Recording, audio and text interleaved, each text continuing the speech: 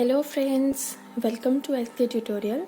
सो guys, ये मेरा first lecture होगा यहाँ पर इस चैनल पे। I hope you will enjoy this class. And guys, आपको ये लेक्चर कैसा लगा आप मुझे कमेंट बॉक्स में लिखकर ज़रूर बताइए। तो फ्रेंड्स, आज हम स्टार्ट करने जा रहे हैं क्लास 8 का मैथ्स का first chapter, that is rational numbers. तो बच्चों, इस चैप्टर को स्टार्ट करने से पहले कुछ टर्म्स को हम रिकॉल कर लेते हैं।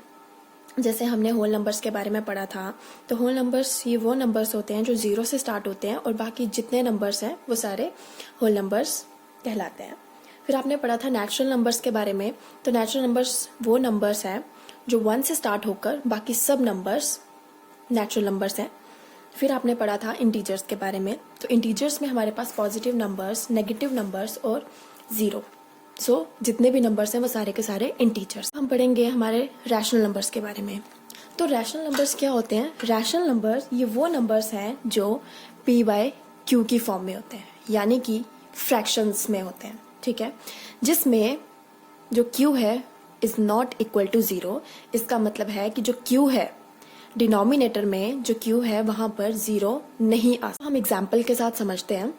अगर हमारे पास एग्जाम्पल हो 1/3, क्या आप इसको रैशनल नंबर बोल सकते हो? यस, हम इसको बोल सकते हैं। क्यों? क्योंकि p की जगह पर यहाँ पे 1 है और q की जगह पे यहाँ पे 3 है, तो ये रैशनल नंबर है। अगर आपको दिया जाए 9/3, क्या ये रैशनल नंबर है? यस, ये भी रैशनल नंबर है। बच्चों, अगर आपको बोला जाए कि क्या 1 रैशनल नंबर है, तो आप सोचोगे कि ये तो p बाई क्यू की फॉर्म में नहीं है, बट ये रैशनल नंबर है। कैसे रैशनल नंबर है? हम इसको अपॉन में 1 तो लिख सकते हैं ना। तो हमें यहाँ से क्या समझ में आया कि जो सिंगल नंबर है वो भी रैशनल नंबर है, क्योंकि अपॉन में हम 1 लिख सकते हैं। अगर आपको बोला जाए 2/0, तो आप मुझे ये बताइए, क्या ये रैशनल नंबर है? तो बच्चों, ये रैशनल नंबर नहीं है। ये रैशनल नंबर क्यों नहीं है? क्योंकि हमें स्पेसिफिकली पहले से ही बता दिया था कि q जो है वो 0 के इक्वल नहीं हो सकता, यानी कि q यहाँ पर 0 नहीं हो सकता, इसलिए ये रैशनल नंबर नहीं है। लेकिन अगर आपको बोल दिया जाए क्या 0 रैशनल नंबर है, तो बच्चों आप क्या बोलोगे? हाँ, ये रैशनल नंबर है। क्यों है ये रैशनल नंबर? क्योंकि p की जगह पर 0 है ना, यहाँ पे आप अपॉन में 1 तो लिख सकते हो, तो ये रैशनल नंबर हुआ। अगर आपको -1/1 दिया जाए या -2/3 दिया जाए, तो क्या ये रैशनल नंबर्स हैं? यस, ये भी रैशनल नंबर्स हैं, क्योंकि ये इंटीजर्स है। और इंटीजर्स, हमने यही तो बोला कि जो रैशनल नंबर है वो एक ऐसा नंबर है जो p बाई क्यू की फॉर्म में होता है, जिसमें p/q जो है ये इंटीजर्स होते हैं। और इंटीजर्स कौन से होते हैं? जिसमें हमारे पास नेगेटिव नंबर्स भी आते हैं और पॉजिटिव नंबर्स भी आते हैं। तो गाइज, ये तो हो गया रैशनल नंबर का इंट्रोडक्शन पार्ट, छोटा सा। अब हम एक्सरसाइज 1.1 को स्टार्ट करने से पहले कुछ प्रॉपर्टीज को समझ लेते हैं, ठीक है। तो फर्स्ट प्रॉपर्टी हमारे पास जो है वो है closure property. Closure property, closure property क्या है? क्लोजर प्रॉपर्टी कहती है क्या रैशनल नंबर को ऐड करके रैशनल नंबर ही आता है। यानी कि सबसे पहले हम इसमें देखेंगे कि एडिशन के बेसिस पे, हमने इसको 4 बेसिस पे देखना है। एडिशन में देखना है, सब्ट्रैक्शन में देखना है, मल्टीप्लिकेशन में देखना है और डिवीजन में देखना है। सबसे पहले हम एडिशन में देखते हैं कि क्या 2 रैशनल नंबर्स को ऐड करके हमारे पास जो रिजल्ट आता है वो भी रैशनल नंबर आता है। इसका मतलब है अगर हम a/b को प्लस करते हैं c/d के साथ, तो क्या हमारे पास एक रैशनल नंबर आता है। Let's take an example. Example में हम ले लेते हैं 3/2 प्लस 4/2। ये दोनों रैशनल नंबर्स हैं, राइट। इन दोनों को ऐड करके जो हमारे पास रिजल्ट आएगा, क्या वो रैशनल नंबर आएगा? तो हम यहाँ पे इसको ऐड कर लेते हैं। एलसीएम हमारे पास यहाँ पे 2 आ जाएगा and 4 + 3 which is equal to 7/2। तो क्या ये रैशनल नंबर है? यस, तो ये एप्लीकेबल है। ये क्लोजर प्रॉपर्टी यहाँ पे एडिशन में एप्लीकेबल है। अब हम बात कर लेते हैं सब्ट्रैक्शन में। इसका मतलब यहाँ पर ये है कि अगर हम 2 रैशनल नंबर्स को सब्ट्रैक्ट कर रहे हैं, तो क्या हमारे पास रिजल्ट जो है वो भी एक रैशनल नंबर आएगा। तो a/b - c/d को जब हम करते हैं तो हमारे पास रिजल्ट जो है एक रैशनल नंबर आना चाहिए। तो let's check it by taking an example. Example हम लेते हैं 3/5 - 1/5। तो ये हमारे पास आ जाएगा 2/5। क्या ये एक रैशनल नंबर है? यस, ये भी एक रैशनल नंबर है। अब हम यही प्रॉपर्टी मल्टीप्लिकेशन में चेक करते हैं।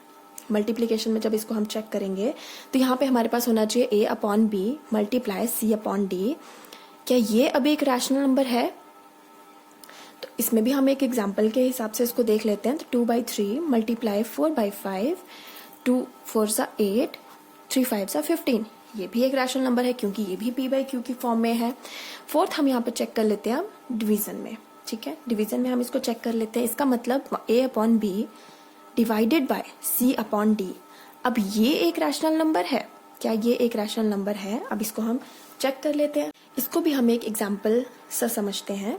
हम यहाँ पे एग्जाम्पल ले लेते हैं 2/3 डिवाइडेड बाय 4/5।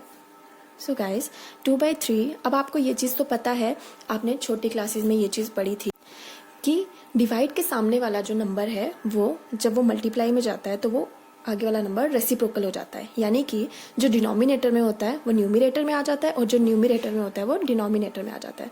अब देखते हैं 2 5 10, 3 4 12। अगर ये चीज़ कटती है तो हम इसको काट भी सकते हैं। 2 5 10, 2 6 12, तो 5/6 क्या ये रैशनल नंबर है? यस गाइस, ये भी एक रैशनल नंबर है। So friends, let's talk about another property which is cumulative property. तो क्यूमुलेटिव प्रॉपर्टी में क्या है, सबसे पहले हम इसको भी एडिशन में ही देखते हैं क्योंकि हमने चारों के बेसिस पे हमने इन प्रॉपर्टीज को एक्सप्लेन करना है। एडिशन में, सब्ट्रैक्शन में, मल्टीप्लिकेशन एंड डिवीजन में अगेन। तो एडिशन में हमें इसमें क्या क्यूमुलेटिव प्रॉपर्टी क्या कहती है कि अगर a/b को हम ऐड कर रहे हैं c/d के साथ तो ये इक्वल होना चाहिए c/d प्लस a/b के साथ। Let's take an example 4/2 plus 3/2 equals to 3/2 plus 4/2। LCM तो 2 आ जाएगा, तो 7/2, यहाँ पे भी 7/2। तो देखिए ये चीज़ दोनों की दोनों इक्वल आ गई। तो हम यहाँ पे ये चीज़ कह सकते हैं कि cumulative property is applicable in addition. Now in subtraction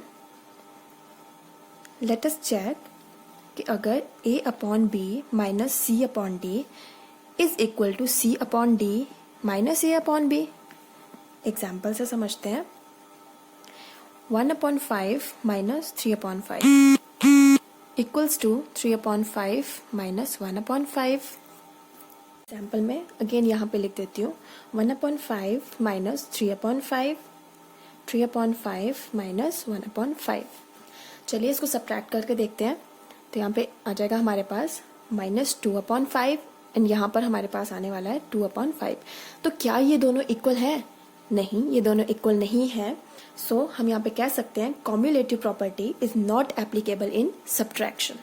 now in multiplication में भी हम यही चीज़ देखेंगे कि अगर हम a/b को मल्टीप्लाई करते हैं c/d के साथ, क्या वो इक्वल होता है? c/d को मल्टीप्लाई करेंगे a/b के साथ तो एग्जाम्पल में हम a/b की जगह पर ले लेते हैं 2/3 मल्टीप्लाई c/d में हम ले लेते हैं 4/5 इक्वल्स टू अगेन c/d की जगह पर हमने 4/5 लिया है, मल्टीप्लाई a/b में हमने 2/3 लिया हुआ है, ठीक है। तो चेक करते हैं, चलो 2 4 8, 3 5 15 इक्वल्स टू 4 2 8, 5 3 15। सो यहाँ पे क्यूमुलेटिव प्रॉपर्टी एप्लीकेबल होती है, सो इट इज ट्रू। तो अब हम डिवीजन में भी चेक कर लेते हैं क्या क्यूमुलेटिव प्रॉपर्टी यहाँ पे एप्लीकेबल है। तो यहाँ पे भी हम सेम चीज़ करने वाले हैं। a/b divided by c/d equals to c/d divided by a/b। Okay, example a/b, a में हम a की जगह हम 6 ले लेते हैं, b की जगह पे हम 4 ले लेते हैं, डिवाइडेड बाय c की जगह पर 2 ले लेते हैं और d की जगह पर 3। सिमिलरली यहाँ पर भी c की जगह पर हमने यहाँ पे 2 लिया था, d की जगह पर 3, डिवाइडेड बाय a की प्लेस पे 6, b की प्लेस पे 4। इसको सॉल्व करके देख लेते हैं। तो 6/4 यहाँ पे मल्टीप्लाई और ये वाली टर्म हो जाती है रेसिप्रोकल 3/2। सेम यहाँ पर भी 2/3 यहाँ मल्टीप्लाई और ये वाली टर्म रेसिप्रोकल, यानी कि जो डिनोमिनेटर में है न्यूमिनेटर और जो न्यूमिनेटर में है वो डिनोमिनेटर में आ जाता है। चलिए चेक करते हैं। 6 3 18, 4 2 8 इक्वल्स टू 4 2 8, 6 3 18। क्या ये इक्वल है? No, it is not equal. So ये भी हमारे पास एप्लीकेबल जो है नहीं है। So now let's talk about another property which is associative property. Associative property इस प्रॉपर्टी के अकॉर्डिंग क्या कहते हैं, a plus B plus C, यानी कि a प्लस बी को हम ब्रैकेट में ले लेते हैं equals a plus B plus C. यहाँ पे हम a प्लस बी को एक साथ प्लस कर लेंगे, फिर c को, और यहाँ इस तरफ इक्वल्स के इस तरफ a को बाद में प्लस करेंगे, b प्लस सी को एक साथ प्लस करेंगे, तो ये हमारे पास इक्वल आना चाहिए। Let's check.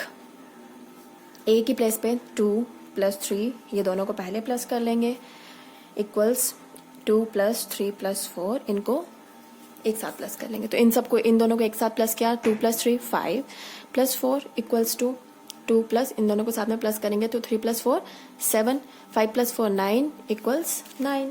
तो यस, इट इज एप्लीकेबल है। लेकिन यही चीज़ तो हमें ऐसे नहीं देखनी, हमें ये चीज़ जो है वो रैशनल नंबर्स में देखनी है। तो रैशनल नंबर्स में हम इसको चेक कर लेते हैं। रैशनल नंबर में हम इसको कैसे चेक कर लेंगे, a upon B plus C upon D plus E upon F. तो इन दोनों को पहले ऐड कर लेंगे, इसको बाद में, इस तरफ हम क्या कर लेंगे, a अपॉन बी को बाद में ऐड करेंगे, सबसे पहले ऐड करेंगे c अपॉन डी को e अपॉन एफ के साथ। इसको भी हम एग्जाम्पल्स में देख लेते हैं। 2 upon 3 plus 3 upon 3 plus 5 upon 3 equals, यहाँ पे 2 अपॉन 3 को बाद में प्लस करेंगे, पहले प्लस करेंगे 3 अपॉन 3 को 5 अपॉन 3 के साथ। चलिए इसको सॉल्व कर लेते हैं हम।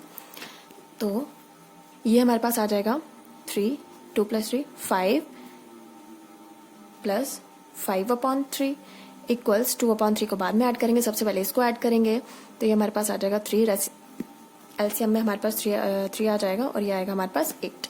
चेक करिए, एलसीएम तो 3 आ जाएगा हमारे पास, और ये आ जाएगा हमारे पास 10, तो यहाँ पर भी 10 अपॉन 3। तो क्या ये एप्लीकेबल है? Yes, it is. हम कह सकते हैं कि associative property is applicable in addition. अब यही चीज़ जो है हम सब्ट्रैक्शन में भी चेक कर लेते हैं। तो चलिए सब्ट्रैक्शन में चेक करते हैं। सब्ट्रैक्शन में अब हमें एक साथ इनको देखना है। कैसे देखेंगे, a upon B minus c upon D, इनको पहले माइनस करेंगे, फिर e upon F equals a upon B c upon D minus e upon F. जब आप इसको चेक करोगे तो आपको यहाँ पे रिजल्ट जो मिलेगा वो नॉट इक्वल का मिलेगा, यानी कि जो एसोसिएटिव प्रॉपर्टी है वो सब्ट्रैक्शन में काम नहीं करती है, यहाँ पे एप्लीकेबल नहीं है। ठीक है, आप एग्जाम्पल से भी इसको चेक जो है वो कर सकते हो। अगर हम मल्टीप्लिकेशन में चेक करें, मल्टीप्लिकेशन में देखें, तो मल्टीप्लिकेशन में किस तरीके से होगा, a upon B multiples c upon D multiply e upon F equals to a upon B multiply c upon D into upon F. ठीक है, ये भी एप्लीकेबल है। आप इसकी एग्जाम्पल से इसको ज़रूर ट्राई करिएगा और मुझे कमेंट बॉक्स में ज़रूर बताइएगा कि ये एप्लीकेबल है या नहीं है। एग्जाम्पल्स के साथ मुझे बताइएगा। और फोर्थ डिवीज़न के लिए भी मैं आपको बता दूं कि associative property is not applicable in division. तो associative property is not applicable in division. Okay, आपके पास ऐसे हो a ब्रैकेट में हो b प्लस सी, तो यहाँ पे a के साथ ये पूरी जो टर्म है ब्रैकेट में, ये इसके साथ मल्टीप्लिकेशन में होती है। तो हम इसको करते हैं, a के साथ पहले b को मल्टीप्लाई कर लेते हैं, राइट। बीच में प्लस है तो a के साथ फिर c को, a के साथ c को। एग्जाम्पल में समझेंगे अगर, तो अगर आप 4 2 प्लस 3 अगर इस तरीके से हो, और यहाँ पे हम x भी ले लेते हैं। चलो 4 के साथ इसको कर लेते हैं, 4 2 जार 8, साथ में x प्लस 4 3 जार 12। अगर आपको याद हो तो इस तरीके से हम इसको करते हैं। बस डिस्ट्रीब्यूटिव प्रॉपर्टी में भी हमने इसमें रैशनल नंबर्स में भी हमने ऐसे ही करना है। कैसे करना है, a upon B c upon D plus e upon F.